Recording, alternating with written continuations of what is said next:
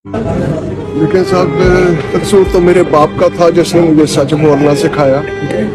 वही मैंने अपने बच्चों को सच बोलना सिखाया। अगर गलती है तो मेरी है, मुझे फांसी दे दी जाए।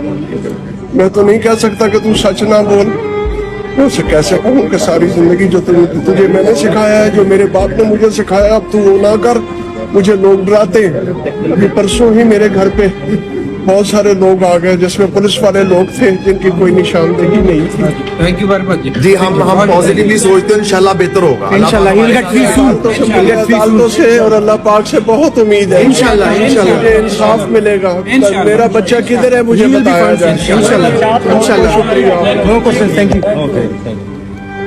आज सुबह हमने आफ्ताब इकबाल साहब और इमरान रियाज खान की पिटिशंस फाइल की। जज साहब ने सुबह दोनों को प्रोड्यूस करने का ऑर्डर किया। आफ्ताब इकबाल साहब के केस में तो उन्होंने एडमिट कर लिया कि वो हमारे पास जेल में हैं। इमरान रियाज के लिए उन्होंने कहा कि हमने उनको जेल में डाला था, उसके बाद छोड़ दिया, उसके बाद हमें नहीं पता कहाँ है। तो जज साहब ने आफ्ताब इकबाल साहब की रिहाई का तो हुक्म दे दिया उसी वक्त, और आईजी प्रिजन्स सियालकोट उनको 6 बजे तलब किया वो फिर आ जाए। उन्होंने आके कहा जी हमने तो रिलीज कर दिया, हमें नहीं पता कहाँ गए।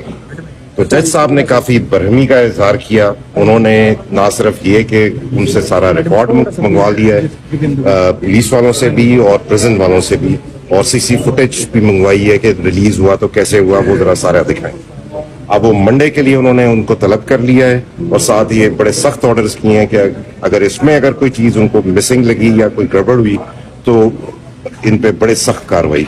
आपकी जानिब से खदशात का इजहार किया गया कि उन्हें किसी और एजेंसी के पास जो है वो शिफ्ट तो जाहिर है नामालूम अफराद के पास ही जाते हैं ना। जब आपके पास कोई रिकॉर्ड ना हो, पुलिस जेल से और कहाँ जाते हैं।